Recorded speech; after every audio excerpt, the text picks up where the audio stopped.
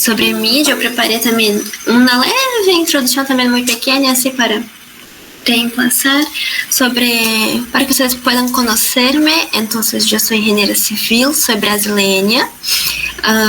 Hice intercambio en universidades de Perú, de Portugal. En este momento estoy concluyendo una maestría en proyecto de estructuras en una universidad de Brasil, muy bien conceituada acá.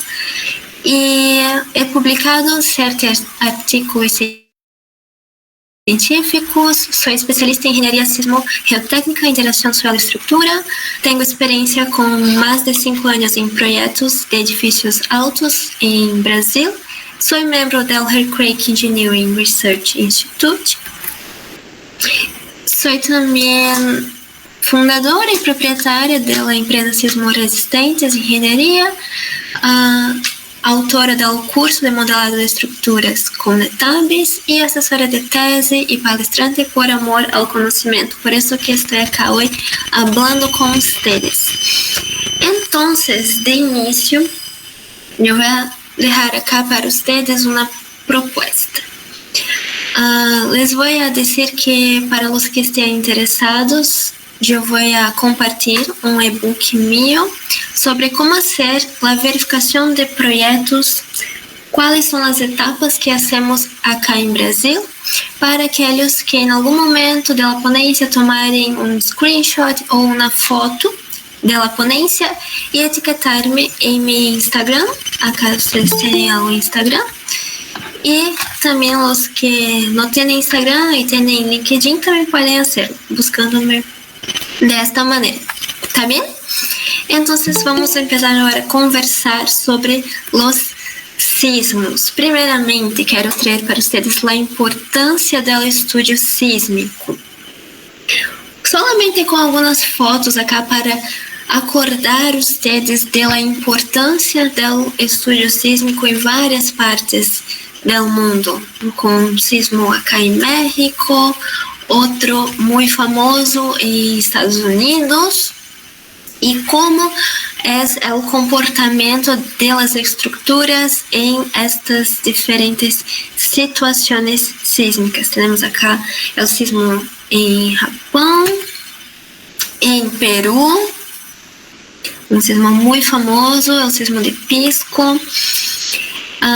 Este sismo em Indonésia que passou aí, tenho as fotos para mostrar, exponer a ustedes como as estruturas se podem de verdade colapsar, como elas podem sofrer muito quando passa um sismo, e que nós outros engenheiros estamos acá preparando-nos justamente para isso. Ok? Então, passa levemente assim dizer para ustedes as diferenças entre os tipos de sismos. Nós temos basicamente 3 tipos de sismos. Um sismo que é por espectro de resposta. ¿Qué significa esto? Este é o sismo que foi pensado por los reglamentos. Nosotros tenemos un espectro de respuesta de Perú, tenemos de Brasil, tenemos de Europa, de varias partes. Todo país tiene su espectro de respuesta. Y este es un sismo que representa el máximo sismo, el sismo más fuerte que un reglamento espera recibir. Y ese sismo es entonces graficado com diferentes curvas a depender das características da estrutura, do tipo de suelo, da ubicação e todo isto. E é um estudo muito completo.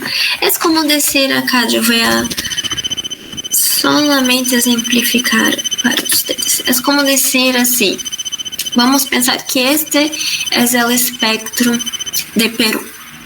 E as pessoas que vão criar este espectro, aqueles que estão por detrás das normas, o que eles fazem é coletar todos os sismos de Peru, sismos desde os primeiros registros e graficarlos. E acá eles põem o sismo de Pisco, depois põem outro sismo forte que passou, um sismo mais fraco, e assim eles vão compilando, ponendo aí todos os sismos de seu país. Depois, o que eles fazem é venir e pensar, bueno, este pico de sismo acá, este pico de aceleração, passou solamente com um sismo. No es una exemplificación también, no es algo que fue tan de acuerdo con la mayoría de los demás sismos. Entonces, hacer un gráfico que represente todo el país de esta manera acá, por arriba de todo esto, quizás sea construir una edificación super dimensionada e que muitas vezes pode ser muito mais custosa. Então, justamente, eles vão aí de acordo com a média, mais ou menos com aquele que representa de forma mais general todo o país. E assim se constrói, então, o espectro sísmico de um regulamento, tá bem? Ok. Y además de esto, tenemos también los sismos reales. Ok, los sismos que son registrados ahí todos los días en las estaciones sismográficas. Y acá puse una foto de un sismo que pasó en estos días, en esta semana, y que fue registrado por el IRP.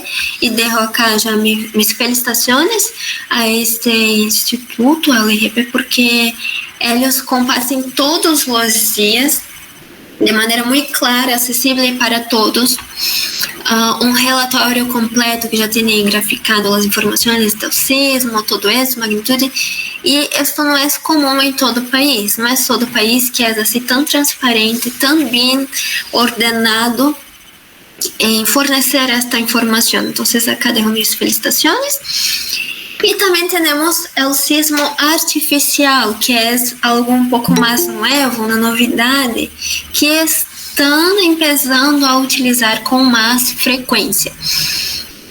E esta uma das principais novidades que quero exponer para vocês hoje, que é explicar um pouco sobre o que é um sismo artificial. Um sismo artificial significa nós outros criarmos uma função que vá a representar este espectro normativo.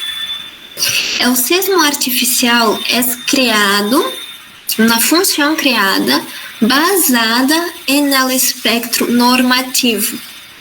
Então, se nós outros utilizamos um sismo artificial basado no espectro peruano, por exemplo, significa que este sismo artificial já é uma função que representa o máximo sismo, o sismo mais forte esperado por la norma peruana. É bem sencillo. Há muitas formulações, é de verdade uma função que é criada. Claro que há algumas regras para que esta função não esteja assim tão distinta do espectro verdadeiro, mas não é assim algo de outro mundo, não, para ser. E é basicamente dizer que o sismo artificial, por exemplo, temos essa curva acá, que representa o espectro. É como criar um sismo assim, sube um pouquinho, barra. E é um sismo que está representando o espectro. Por quê? Porque muitas vezes, se vamos pensar em um país como o Brasil, que não é um país com tanta atividade sísmica, não temos assim tantos registros de sismos que sejam muito importantes para nós outros, muito fortes, certo? Então, nós outros criamos sismos artificiais que vão representar o máximo sismo que estamos esperando. Isso pode passar em várias outras situações também, quando não há muitos dados. Ok? E aí, haverá alguns regulamentos que já vão dar algumas regras sobre como utilizar o sismo artificial e outras que aún não, todavía não, porque é algo novo. E aí vamos então para a coleta de sismos reais. Acessaram minha câmera? Ustedes me estão vendo? Podem contestar-me, por favor? Me estão vendo? Estão vendo a pantalla? Me escutam bem?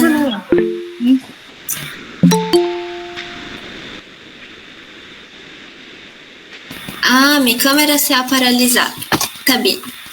Então, vamos fazer isto. Vamos verificar acá que ha passado. Ok, entendi que ha passado. Eu vou sair da reunião e ingressar novamente, ok? Solamente para normalizar isto. Perfeito?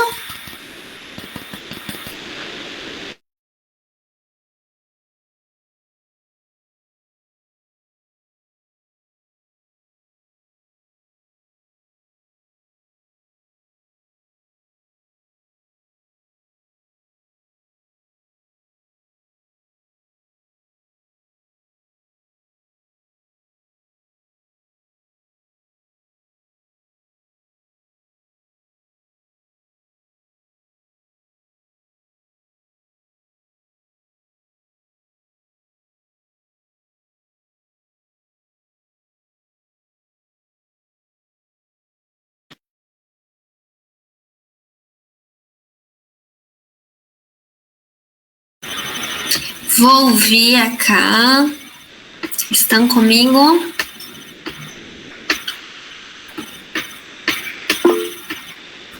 Me estão vendo? Me estão escutando bem? Ótimo. Se passar isto novamente, por favor, me avisem, tá bem? Isso é um bug de minha webcam nesse momento. Vamos então seguir para a coleta de sismos reais da plataforma Peer. Há algumas plataformas online onde vocês vão encontrar sismos reais e poder coletar eles de acordo com algumas funções aí, tipo de suelo, tipo de falha, algumas características de sismos que vocês queiram. Isto é de forma gratuita, tá bem?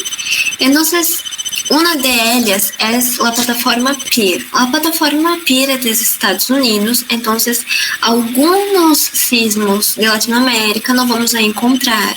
Vamos encontrar principalmente aqueles que são mais emblemáticos. Agora, se queremos utilizar sismos emblemáticos assim, de outros países, de Estados Unidos ou de algum outro lado, podemos utilizar esta plataforma.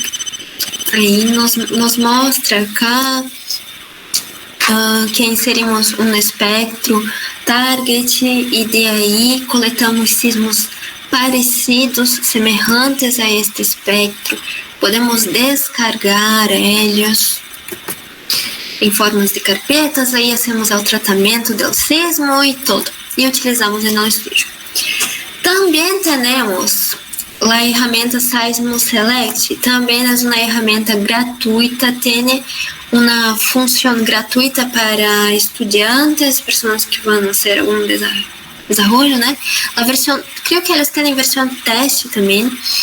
E de igual maneira, vocês vão poder encontrar aí. Seismo Select utiliza tanto a base de dados de Peer como de outros lados. E aí temos o IGP para aqueles que vão utilizar sismos de Peru, obviamente. E como nós estamos aí conversando, e vocês são de Peru, aí é interessante para vocês isto. E repetem acá nos reportes e registros acelerométricos. Esse filtro que eu estou exponendo va desde 2015 hasta 2025. Ustedes pueden descargar todo.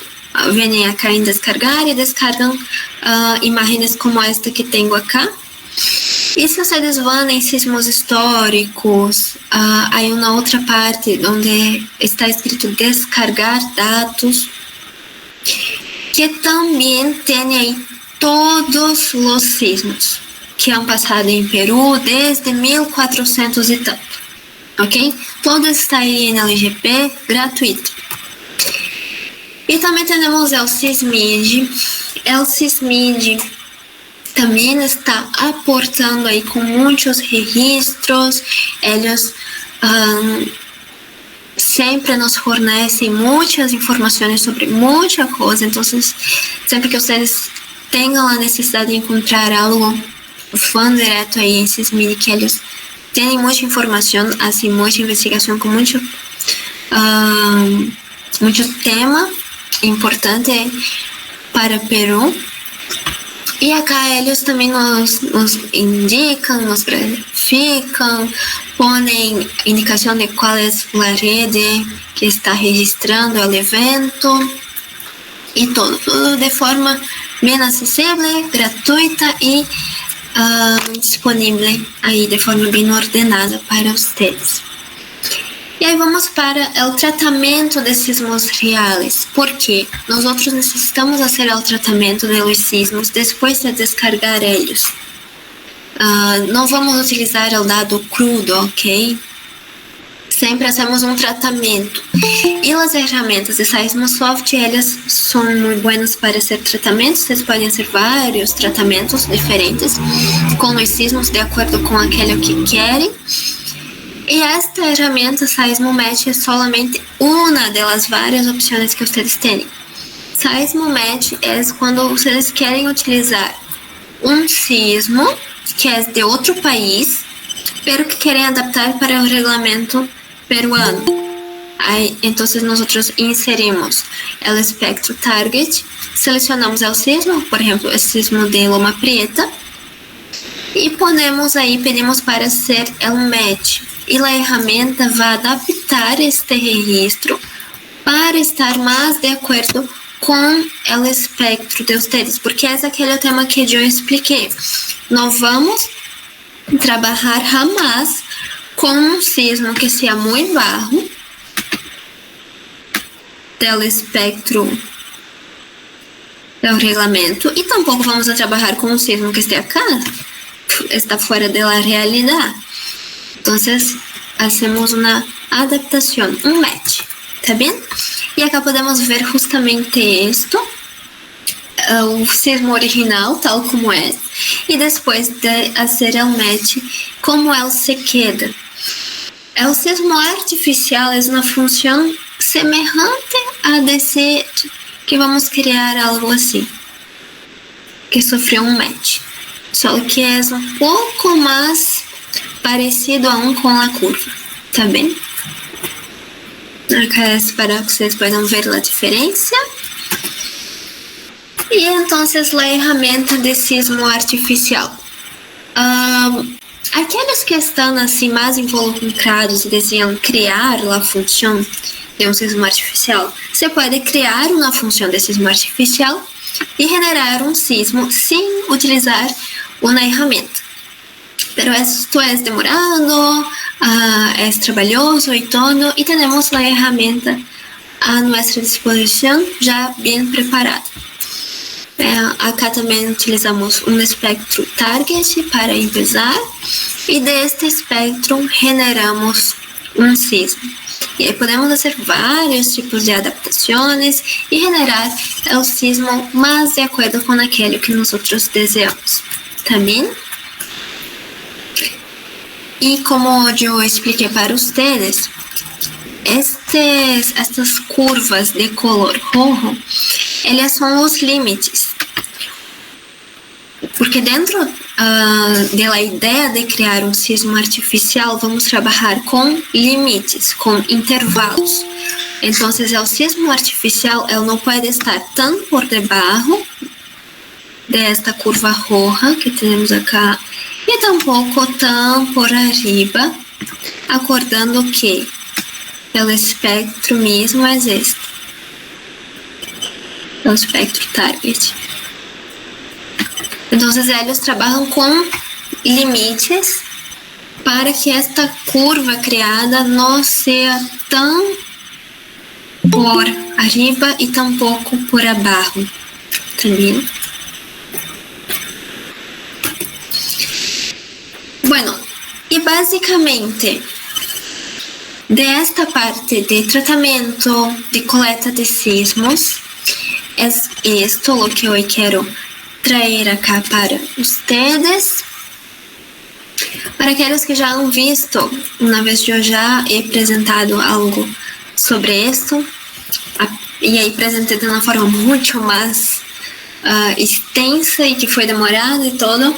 E hoje eu quero solamente deixar aí a ideia para que vocês possam ir, buscar, descargar a ferramenta e utilizá-la sem medo. É algo muito didático, eles têm aí seus manuais, todo, e não é algo super difícil de outro mundo que vocês não podem utilizar, que é sim muito importante desde já começar a trabalhar com os dados sísmicos, tá bem? Agora eu vou falar sobre o curso de modelado de estruturas conectáveis e a assessoria de teses, e logo depois eu quero mostrar para vocês algo que é preparado sobre esta forma de tratamento de sismos, tá bem? Só que eu já vou fazer a apresentação, então vou acabar esta parte e depois apresentar para vocês a página que quero apresentar, tá bem? Então, o curso de modelado de estruturas conectáveis é um curso mío que tem uma plataforma toda ordenada e que dentro do curso eu explico um pouco mais a fundo sobre estas ferramentas e sobre as etapas do modelado, todo isto. E para aqueles que estão interessados, que desejam, mas futuramente para o seguinte ano eu estarei preparando um outro curso, um curso mais teórico. Este curso acá é muito prático, é quase 80%, 90% prático. E o outro curso que estarei preparando mais adelante aí sim é teórico, é para aqueles que querem ver muito de teoria. E aí estarei trazendo coisas de várias partes do mundo acá, solamente algumas imagens de alguns modelos que eu fiz com a ferramenta e também acá apresentando para vocês, para aqueles que ainda não utilizam a ferramenta, não somente Tabs, mas há muitas outras ferramentas como Robot, por exemplo, que creio que vocês conhecem, que dentro de elas há aí a forma de utilizar um dado sísmico, inserir a força sísmica. E o interessante de Tabs é que ela já tem a possibilidade de criar um sismo match, tá? Também de inserir um sismo aí de Loma Prieta, por exemplo, e fazer um match para o espectro que vocês estejam trabalhando. O espectro é criado aí já dentro de Tabs e tudo isso, tá bem? E aí, um regalo para os que estão acá hoje presentes, tanto para o curso, vocês terão aí, os que estejam interessados, um desconto super especial, e aqueles que desejam adquirir isto por la ponência de hoje vão receber dois regalos. Uma classe de látex em Overleaf, que é para aqueles que querem escrever um artigo, escrever uma tese, alguma coisa deste tipo, e querem trabalhar com programação para generar aí o texto, para preparar, ordenar tudo isto. Aí terá uma classe sobre isto e uma classe do processo, do efeito P delta, a forma de cálculo. como de maneira prática, com cálculo, como podemos ligar a ser o processo P delta que está imputado dentro de los softwares, tá vendo? Acá dejo para ustedes também de antemano muchas gracias, pero aún tengo más para mostrar. E dejo acá mis redes sociais para vocês estarem sempre atentos. Eu estarei compartilhando para o seguinte ano algumas classes também de forma virtual aí. Então, estejam sempre atentos, sempre presentes, que estarei em vários momentos compartilhando isto.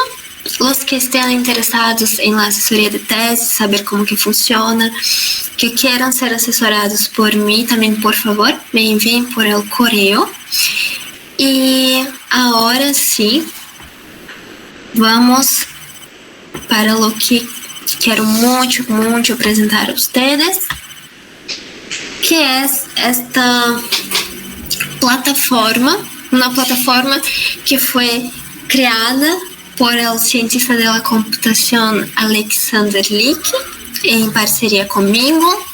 Yo asesoré con esta parte de cómo interpretar los datos sísmicos, a dónde encontrar los datos, cómo entender todo sobre sismos, y él preparó toda la interfase, todo el procesamiento que está acá dentro de la plataforma.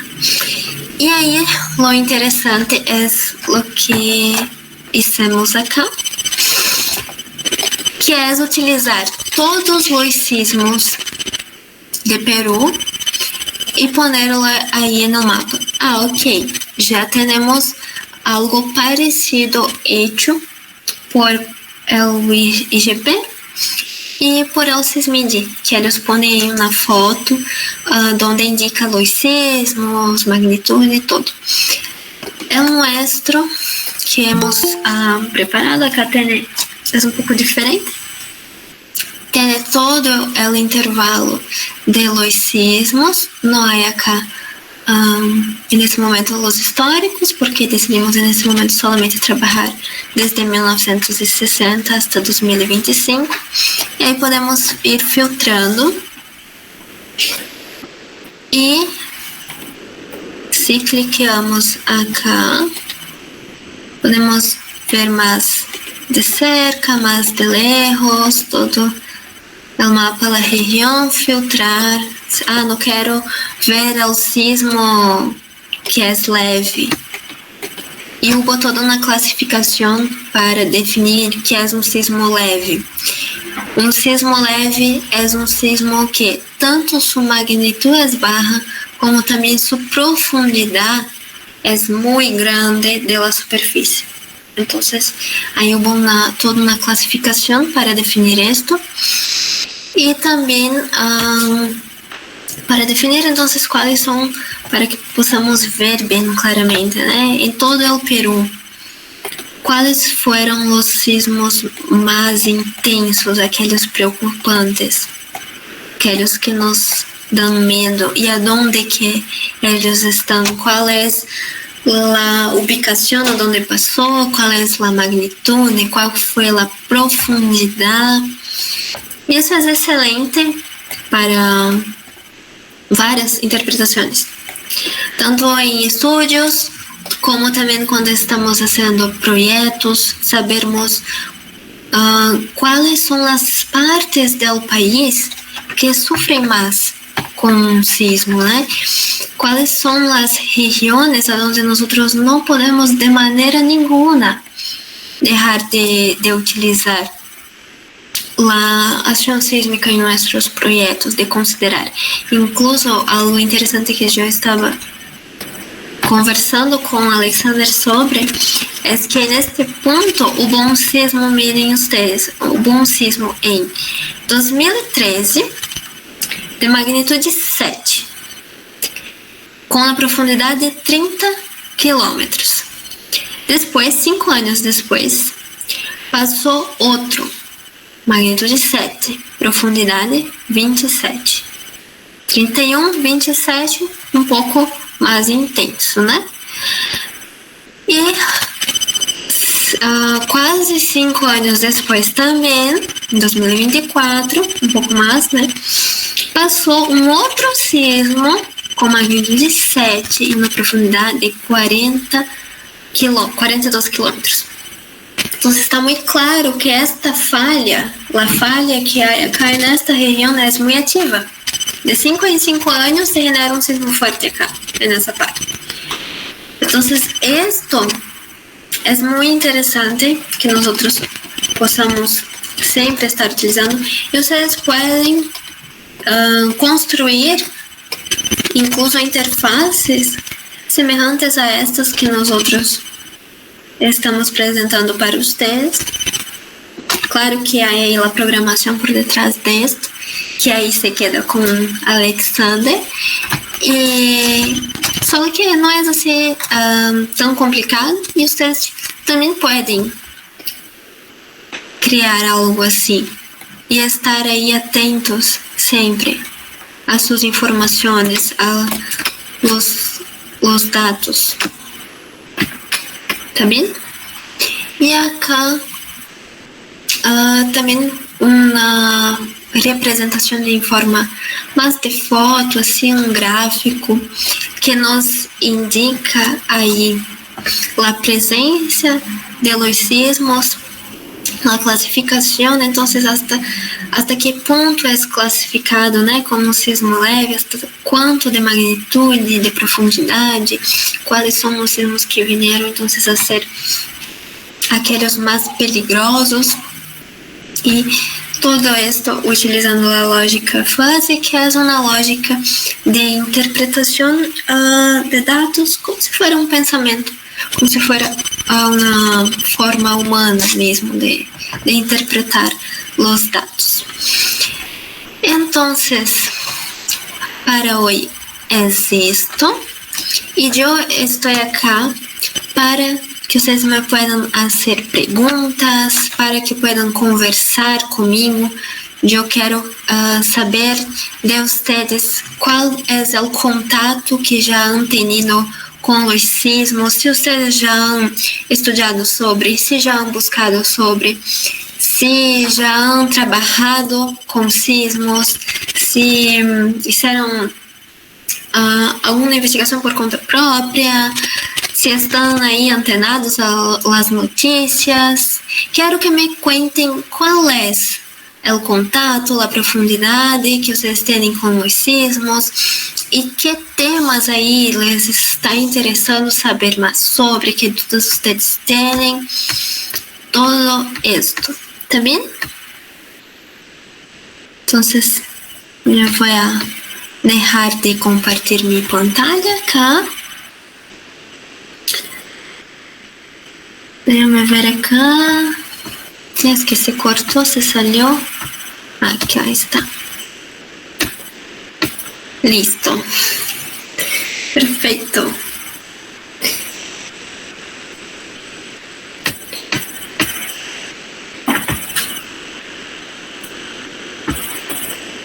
A ver, José Manuel Herreras. El curso es más teórico también.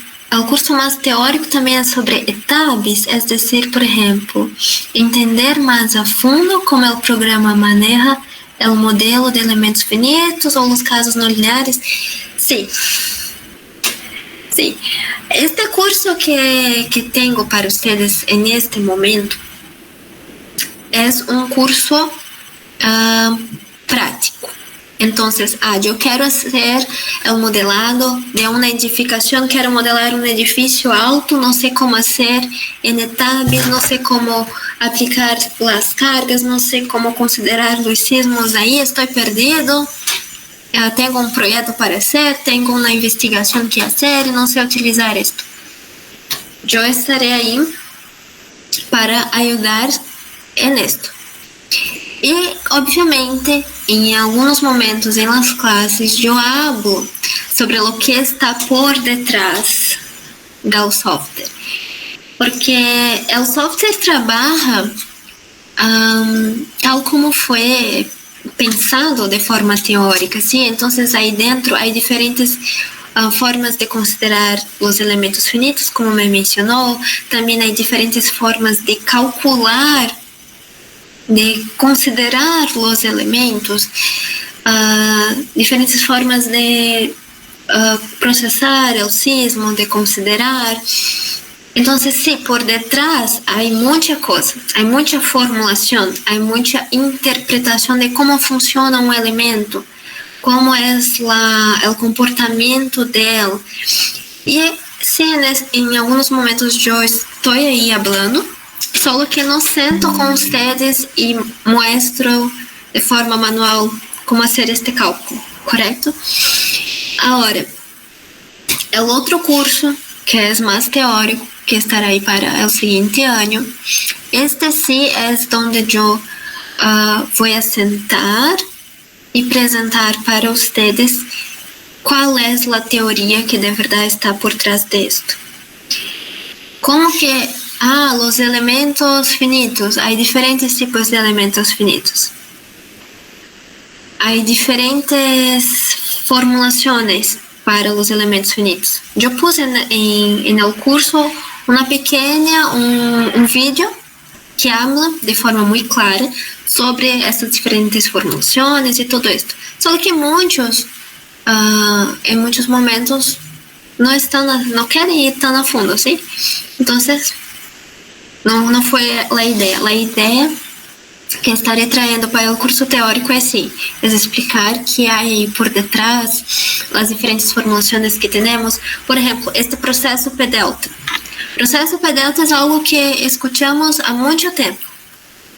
Los que están ahí buscando y ya están involucrados dentro de la parte de ingeniería estructural, escuchamos sobre el proceso P-delta todo el tiempo. Y es algo que se debe considerar en muchas edificaciones, que es el efecto de segunda orden. Pero pocas son las personas que van a sentar y te van a decir, yo sé cómo que se calcula esto, cómo que el software está calculando esto. Porque no es algo que vamos a aprender en la graduación, es algo más que vamos a aprender en una maestría, en un doctorado, en otros lados. Entonces, sí, y a mí me gusta mucho, incluso los datos sísmicos, cómo que se procesa un sismo. Pegamos un sismo crudo, ¿sí? Y como de certa forma normalizamos um pouco ela, como preparamos ela para utilizar. Hay algunos processos, hay un proceso muy antiguo llamado método de Newmark, y que se tú faz en una herramienta, um Seismosoft, se faz em Netabs, incluso vas a ver aí escrito método de Newmark. Pero ¿qué es esto? ¿Qué formulación hay por detrás de esto? ¿Cómo se calcularía esto si yo no tuviera esta herramienta? Y se puede calcular, se puede graficar, también hasta los espectros que tenemos ahí en Netabs. Y Netabs tiene una carpeta infinita de diferentes espectros que se puede generar con diferentes normativas. Y nosotros aprendemos a calcular esto cuando hacemos una clase de sismo. Por lo general, muchas veces se aprende a criar esta curva, né? De forma... se puede hacer un cálculo manual, se puede criar con Excel y tal, pero ¿cómo otimizamos esto? ¿Cómo mejoramos? ¿Cómo creamos nuestra propia interfaz gráfica para esto? ¿Cómo podemos tornar esto más fácil para nosotros en el día a día? Ahí es la matemática que hay por detrás de todo, ¿sí? Y yo quiero, sí, traer para ustedes mucha cosa. Un dato histórico que puedo contar para ustedes ahora en ese momento. se vocês vão estudar a história de los sismos em Brasil, porque muita gente habla, não existe sismo em Brasil, pero quando que vamos a... ¿Por qué vamos a hablar de sismos en Brasil? ¿Cuándo que vamos a empezar a estudiar esto? Si en ese momento no necesitamos y todo esto. Pero una información muy interesante para nosotros es sabermos que Brasil solo tuvo um pequeno intervalo, um pequeno tempo que tuvo um reinado, sim, o rei de Portugal que vino ao Brasil e todo isso tuvo su hijo e o hijo se quedou acá em Brasil, que foi o rei de Brasil. Este rei de Brasil, em muito tempo atrás, quando nem se pensava em ensinar matemática às pessoas comuns que não eram de la monarquia aí, já se pensava em saber se há sismos em Brasil. Vocês sabiam disto? Creio que muitos não. En este tempo, este rei pediu a que naquela época era uma pessoa como se fosse um engenheiro, aquela pessoa que hace de todo, que vai a todos os lados e busca todo, estuda todo, pediu para recorrer todo o país e buscar informações que naqueles tempos eram só de histórias, de alguém contar, passou um tremor aí, eu senti um tremor, e como foi a sensação, que caiu, que não caiu, quebrou algo, colapsou alguma coisa, não colapsou, e esta pessoa recorreu todo o país para dizer ao rei se havia ou se não havia um sismo. E o mais interessante de todo é que quando ele não encontrou muita informação de sismos em Brasil, porque desde essa época nós já não temos registros de muita coisa, esta pessoa foi e entrou em contato com nada mais, nada menos que os investigadores que estavam em Peru.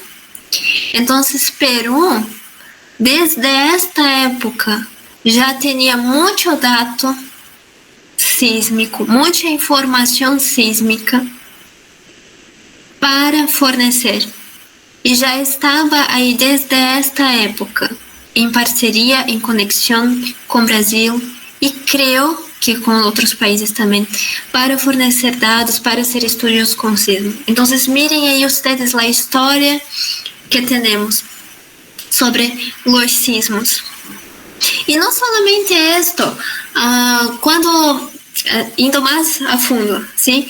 Quando vocês vão a ler aí, verem a Bíblia, que habla que passou um temblor, por exemplo, hablam que em la muerte de Jesus passou um temblor. E muitos podem, se eu creio, se não creio, não creio, se passou, se não passou. Pero miren ustedes que incluso há investigações, há pesquisas que já foram hechas para ir mais allá e descobrir se em verdade nesse tempo passou ou não passou um sismo. E de verdade, eles conseguiram os dados, os registros de que se passou. Então, a história de los sismos, ela é muito antiga. Ela é de muito tempo. E nós com o passar do tempo vamos aí adaptando, preparando para que a aplicação de la ação sísmica, a preparação para um sismo, ela se torne cada vez mais comum e cada vez mais acessível, sim? Para que muitas pessoas puedan ter acesso a uma construção hecha de forma segura, sim, uma construção hecha por um engenheiro, uma pessoa que está preparada para isto, e que esta construção se resista a um sismo, porque estamos aí muito preocupados com construir puentes que resistam a um sismo. Sim, estamos preocupados com edificações públicas de segurança que resistam a um sismo. Sim, estamos. Hospitais, sim, estamos. Escolas, sim, estamos. E as edificações, elas estão a maioria das pessoas? Claro, as pessoas estão concentradas aí em hospitais, estão concentradas em escolas, estão em puentes, estão em la calle, sim, estão, e muitas também estão em casa. Sim? E como que hacemos isto? Como tornamos isto cada vez mais acessível e mais seguro de se viver?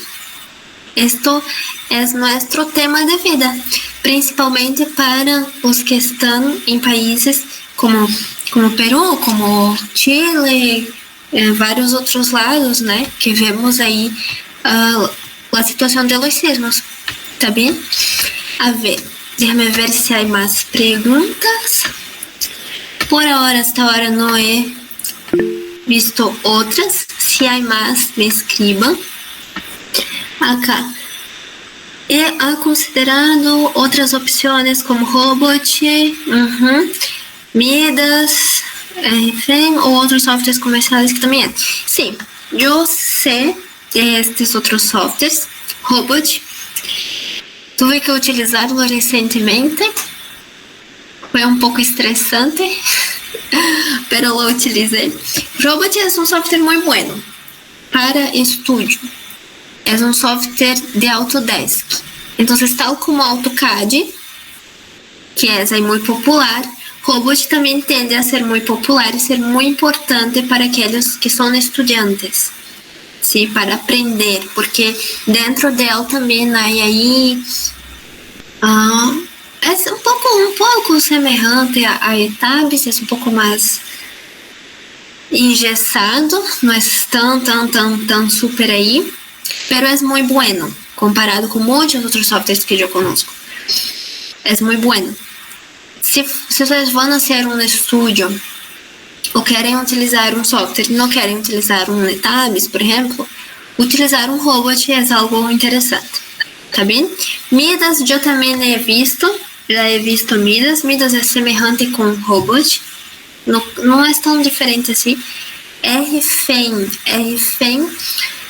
eu não tentei utilizá-lo. Eu sei que todas as ferramentas de Dubai, até este momento, eles estão bem fortes aí, preparando, principalmente o que é mais visto assim é a parte de evento, que eles têm um simulador de evento virtual e estão preparando e dando acesso, sim, para o tema de estudantes, eles dão muitos acessos, tem a versão de estudante, se tu haces uma investigação com a ferramenta deles, eles também podem pôr aí tua investigação no enlace, no site deles, na plataforma, para, obviamente, né, divulgar a ferramenta. Agora, se vocês me perguntam qual é a melhor ferramenta, eu sempre vou dizer, a melhor ferramenta é ETABS, principalmente para a parte de edificações. Há muita gente que utiliza SAP 2000 em Brasil para várias coisas, setor industrial e tudo, mas aí é mais limitado, aí depende do objetivo de cada um. Agora sim, eu sei que há. Em Brasil temos 2 softwares que são brasileiros. São criados por Brasil e são hechos para serem utilizados em Brasil. São os softwares mais populares, mais utilizados acá, que é TQS e EBERIC. E por que são? São fáceis de modelar? Mais ou menos. São tão buenos assim para análise dinâmica? Não são. São tão buenos assim para vibrações e todo isso? Não são. Pero dentro deles estão imputadas as principais normas brasileiras. Já está preparado aí para ser o desenho estrutural, para fazer o desenho de los aceros, todo isso facilita muito, porque quando se trabalha com uma edificação que tem 200 vigas, tu tens que desenhar 200 vigas, calcular 200 vigas, não há tempo para desenhar a mano uma por uma, sim? E de igual maneira losas, todo isso. Então esta ferramenta sim é muito boa nisto. Agora outra pergunta. Buenas noches, ingeniera. Me da curiosidade quão diferente é a consciência de um bom planteamento de análise estrutural em Brasil, a comparação com Peru, tendo em conta que não tem o cinturão de fogo. Em Peru, o 80% de construções, lamentavelmente, têm a mala prática de la autoconstrução pese a ello. O tema de la autoconstrução, então, me estás falando de las personas que constroem sin ingeniero, ¿sí? Sí. Sí. ¿Cuán diferente es la conciencia? Bueno, la conciencia, en termos de ser legal, por ejemplo, vamos aprobar construir algo acá, em Brasil. Para aprobar uma construção, temos que ter um plano de arquitetura e de engenharia, levar a lo que acá chamamos de prefeitura, um local para obter a informação, e temos aí que pagar todas as coisas e fazer todos os trâmites burocráticos. Agora, se não haces esto, ¿qué pasa? Tomas uma multa enorme. E se não tiveres suerte, como passa com muita gente, eles vão em tu casa e se tu constrói uma parede que não está de acordo com o que permite, eles te quitam a parede, derrubam. Muitas vezes é assim. Agora, há sim lugares em Brasil onde isto não é tão fiscalizado. Aí sim.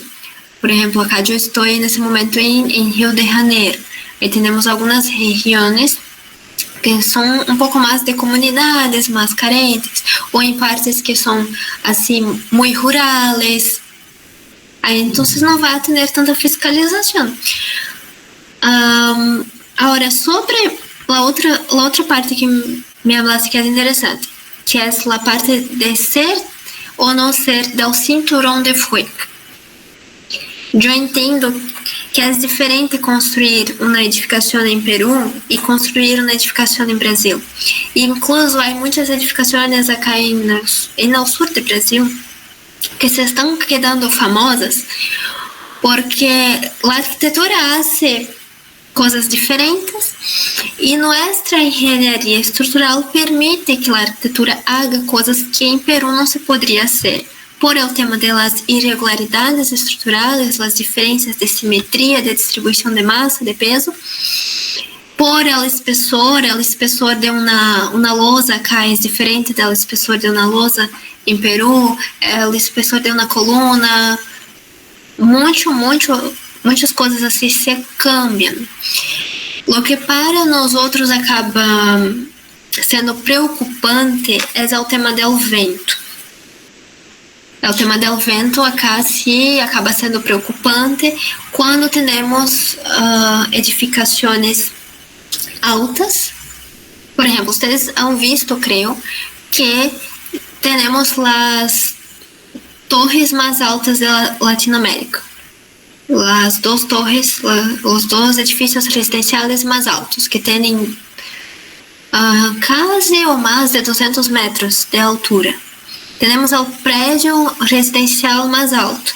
E agora, na mesma cidade, também vão construir o edifício residencial mais alto do mundo, que tem 500 a mais de 500 metros de altura. Tem metade de 1 quilômetro. Isto é possível de se fazer, de se construir de forma mais econômica, por assim dizer, de não gastar com tanto material, porque si no tenemos la acción del sismo. Entonces la vibración que nosotros vamos a estudiar, esta fuerza horizontal que es lo débil muchas veces de una edificación, para nosotros esta fuerza será el vento.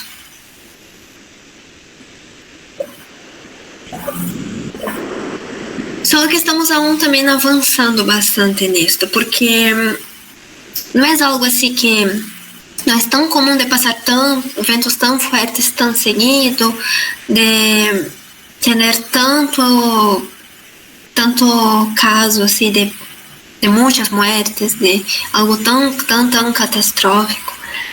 Há momentos que passa com edificações industriais, que sai assim todo el techo, com um vento. Esto pasa, solo que no es tan fuerte. Entonces, aún así, se está criando la idea de la importancia de estudiar más a fondo el vento. Acá, todas las edificaciones praticamente acá estão preparadas para um vento. É um vento de acordo com a norma. Só que quando empezamos a ir a edificações mais complexas, a norma já não está tão...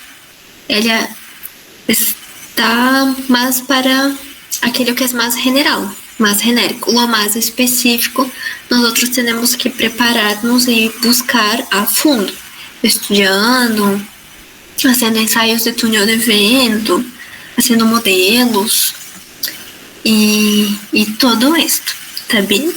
Então, sim,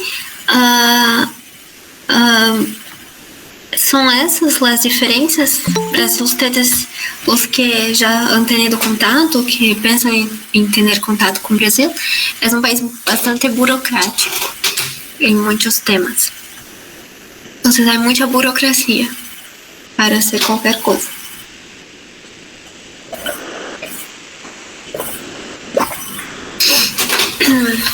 E que mais dúvidas têm?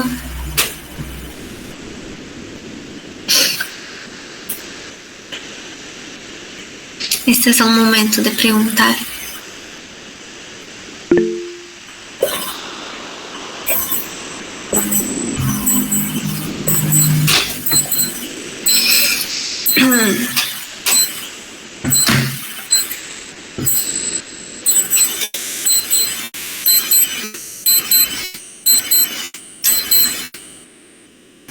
A Caldi mais perguntou: como difere o enfoque em la estimación y aplicación del amortiguamiento estructural entre Brasil y Perú, considerando que Brasil se ubica en una zona de baja sismicidad y Perú en el cinturón de fuego del Pacífico, y de qué manera esas diferencias influyen en el diseño sísmico, la calibración de modelos dinámicos y la interpretación de resultados? Sim, muito boa pergunta também. Uma coisa que recentemente eu descobri sobre Peru é que há um decreto aí sobre que desde 2016, algo assim, não me acuerdo a fecha para dizer o ano, para dizer de forma exata. Pero Peru tem a regra de que todos os hospitais necessitam ter aislamiento. Em Brasil não há aislamiento. Todos os hospitais de Peru necessitam ter aislamiento agora, ser aislados, porque isso melhora muito o desempenho. Em Brasil não. Em Brasil não há aislamiento. Não há. Não me acuerdo nenhuma edificação que tenha aislamiento. Nenhuma. A parte de modelos dinâmicos. Vocês necessitam estudar a vibração porque a edificação necessita estar de pé e porque não se pode cair nada, correto? Bem, pero vocês aceitam que se passe um sismo, vocês aceitam que se vibre e que vocês vejam que se está vibrando e que vejam que pode cair algo. Em Brasil não. Em Brasil não se aceita que passe um vento em uma edificação, em um edifício alto e que a pessoa sienta esta vibração. Esto no se permite. Entonces, el estudio de vibración que hacen es el estudio de conforto. Conforto en una situación de vibración. Hay un límite de vibración para que no sea desconfortable y que con la presencia del vento la persona no se sienta mareada por estar ahí vibrando, no sienta esta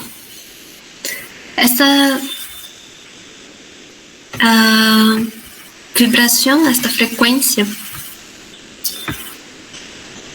A interpretação, a calibração dos modelos e resultados em software. Então, é basicamente isto. A interpretação de resultados será mais ou menos a mesma. Se tu estudas vibração para sismo, vas a entender a vibração para a parte de vento, a vibração para conforto porque aí hay una clasificación de conforto. Ahora, la aplicación del vento es bem diferente de la aplicación del sismo. Solamente que la interpretación del comportamiento de la estructura no es muy diferente, no.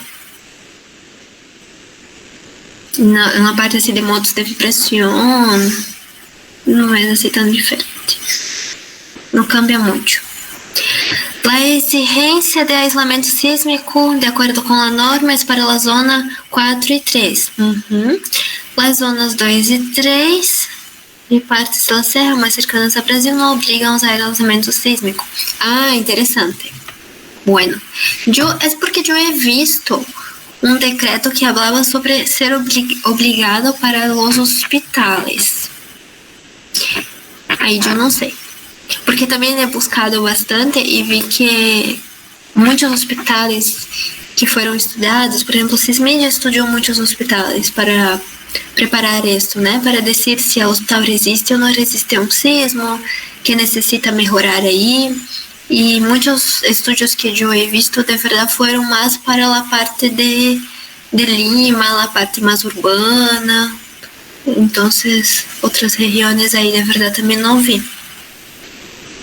En efecto, para hospitales es obligatorio, pero en zonas que es de donde se concentra la mayor parte de la población.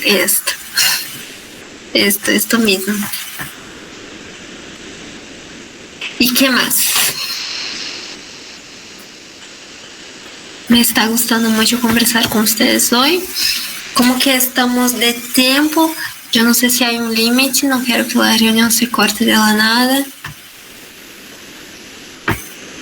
Hay que considerar que se tenía en mente una normativa de disipadores sísmicos.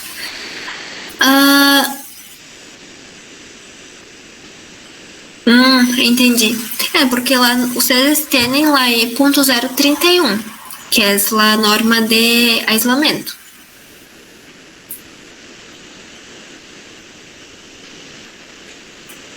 Ahora, si hay otro reglamento, e também não.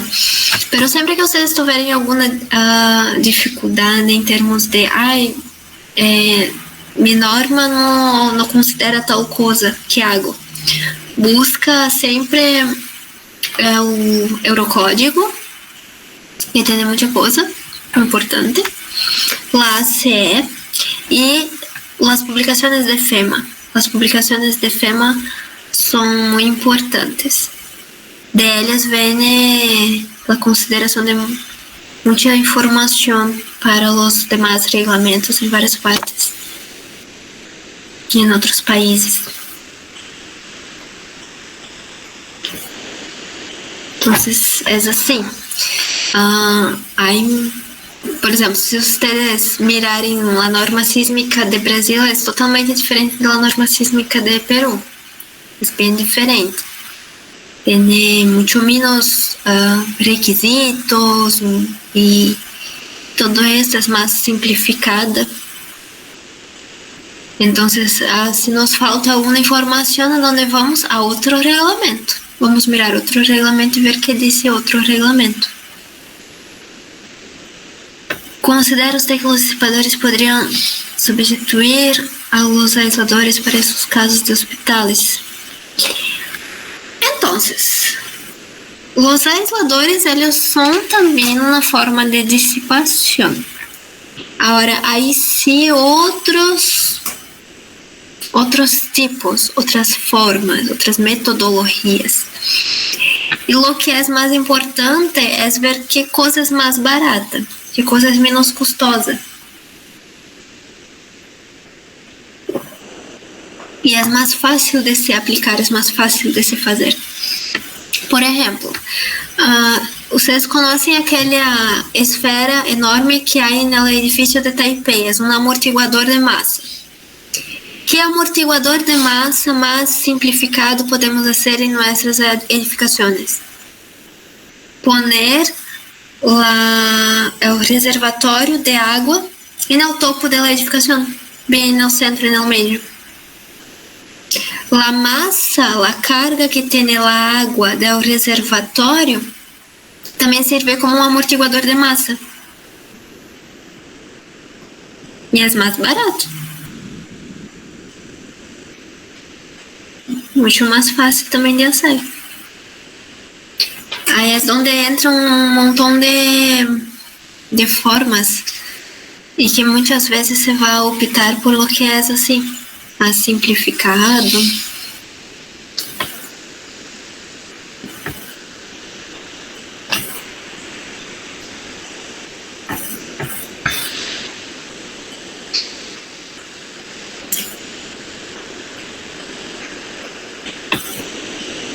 E que dúvidas mais vocês têm? Cuéntem-me. Quem acá conhece algo sobre evento? Quem acá conhece alguma informação? Quem acá sabe considerar o evento na edificação? Já estudou ou viu alguma coisa de regulamento?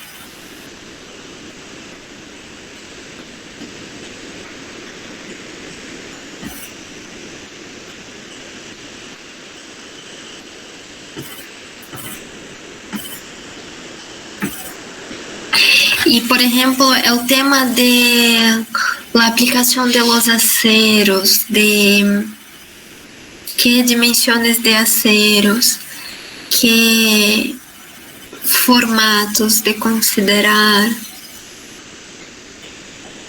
¿Ya han pensado un poco en esto sobre cuál es la importancia de utilizar un espesor de acero adecuado? Por ejemplo, en las imágenes que yo presenté anteriormente para ustedes, hemos visto ahí columnas y que ellas tenían mucho acero en la parte longitudinal, en la vertical. En la horizontal estaban muy pobres de acero. Y el acero que ponemos aí lo que chamamos em Brasil de estribos, estes aceros horizontales para unir as armaduras verticais de uma coluna, eles são os que de verdade resistem. Muitas vezes são os que ajudam, ¿sí?, a resistir a um sismo. E em muitas edificações de países que sofreram muito, como Haití, por exemplo, se vamos a mirar os aceros como eles estavam construídos, eram aceros muito pequenos de espessor. Então, isto acaba facilitando muito também esta parte construtiva, sim. Sim. Acá vi que me escreveu que a normativa de evento peruana é muito pobre comparada com a CE. Sim. Muitas vezes é a realidade de muitos regulamentos de Latinoamérica e dos países que são considerados assim, subdesenvolvidos, sim, porque o mais desenvolvido sempre vendrá de outros países, e é por isso que é importante nós conhecermos os regulamentos de ACE, de Eurocódigo, os que estão aí para Japão também, porque eles sofrem muito com sismo, ver que coisa eles, né, em caso de vento, países que sofrem muito com vento, os Estados Unidos sofrem bastante com vento, então faz sentido, tem sentido que o regulamento deles esteja assim muito melhor. Agora, não vou dizer que os regulamentos de Latinoamérica en el tema de sismos no sean buenos. Hay muchos que son sí también muy buenos, que están ahí de forma mucho más didáctica que la CE, porque algo importante también es decir, no adelanta de nada tenermos ahí una hoja escrita llena de información técnica que nadie entiende, si no hay diseño, si no hay algo más didáctico. Porque, vamos ser sinceros, nadie aprende o regulamento completo em uma graduação. Quando chegamos aí para ser um projeto, necessitamos entender quem está explicando. Então, eu considero que também os regulamentos mais eficazes também são aqueles que estão escritos de uma forma mais clara e que são mais didáticos, mais bem explicados, que muitas vezes podem dizer incluso a mesma informação, pero quando escrevem de uma forma que se entende, explicam de uma forma que se entende. Isso é muito importante também.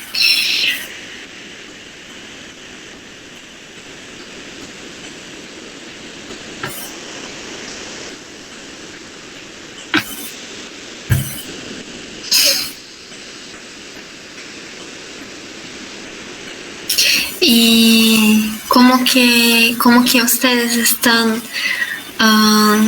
em las ponências aí que estão vendo de Olimpec? Todos que estão acá são de que etapa da graduação? Todos são engenheiros? Todos estão fazendo engenharia civil? Já estão mais avançados, estão começando, les gusta este tema, esta área, querem seguir nesta parte estrutural? Cuéntenme também esto. Se necessita um equilíbrio entre a complexidade do regulamento e sua aplicabilidade ao desenho real. Sim, exatamente.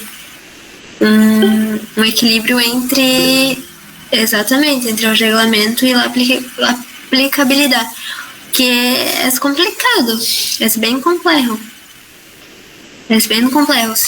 Se vocês mirarem a norma de concreto armado de Brasil, tem este espessor acá.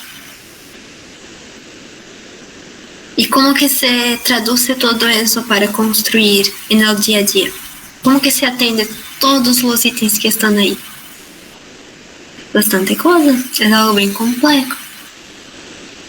E algo também que muitas vezes eu entro no tema de discussões que não me hace muito sentido que um engenheiro que projeta, que estude toda esta parte de comportamento, também tenha que fazer o desenho.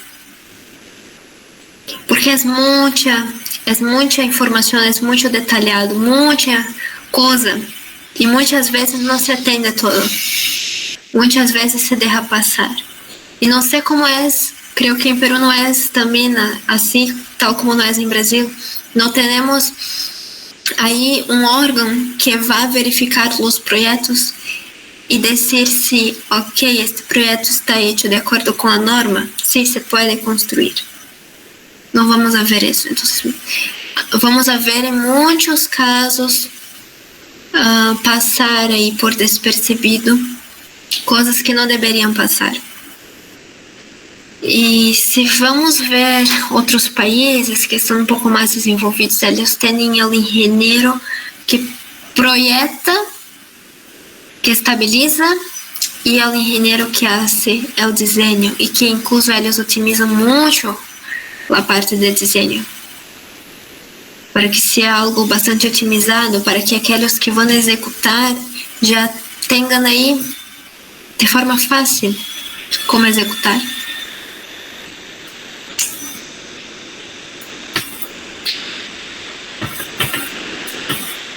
Bueno, eu quero ver acá vocês compartilhando suas ideias, então vou novamente a deixar mi correio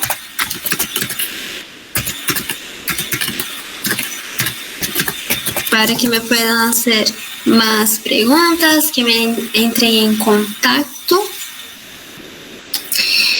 E aqueles que queiram ganhar o e-book de como fazer a verificação estrutural em Brasil, não se olvidem de etiquetar-me, porque assim eu vou poder contactar com vocês para enviar o e-book. E também os que estejam interessados o curso tem 50% de desconto para os estudantes e temos aí a classe gratuita. Esta classe não está no curso, essa classe é solamente para vocês que están ahí en la ponencia. Esta clase no será dada en ningún otro lugar. E é a classe de látex em overleaf e a classe de processo P-Delta, que também não é exclusivo, não será disponibilizado. Tá bem? A assessoria, para aqueles que queiram saber como que funciona a assessoria de teses, de artigos, se querem publicar algum artigo, se têm interesse em fazer alguma investigação, algo assim, e querem uma orientação, eu hago esta orientação, acompanho em todas as etapas, em todos os momentos, os ajudo a ordenar, a planear, a pensar, a verificar que coisa é mais interessante, que coisa é melhor, aonde faz mais sentido publicar um estudo, uma investigação. E eu les cuento que não é assim difícil, não é coisa de outro mundo.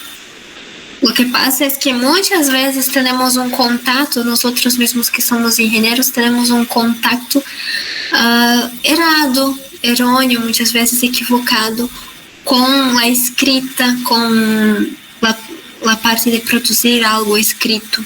E não deveria ser assim, porque somos engenheiros, temos muito conhecimento, fazemos coisas incríveis e necessitamos poder traduzir isto em forma de um texto, em forma de um artigo, de uma publicação. Isso não pode ser um impedimento de que nós estejamos aí compartilhando com o mundo aquelas coisas incríveis que fazemos no dia a dia, certo? E muitas vezes não é assim, muitas vezes há um bloqueio, há uma falta de orientação, não há uma orientação clara, objetiva. E eu estou sempre buscando mostrar que não é assim tão difícil, não é assim tão complicado. Só se necessita poner atenção, dedicar-se e todo se hace. Todo é possível de fazer aí.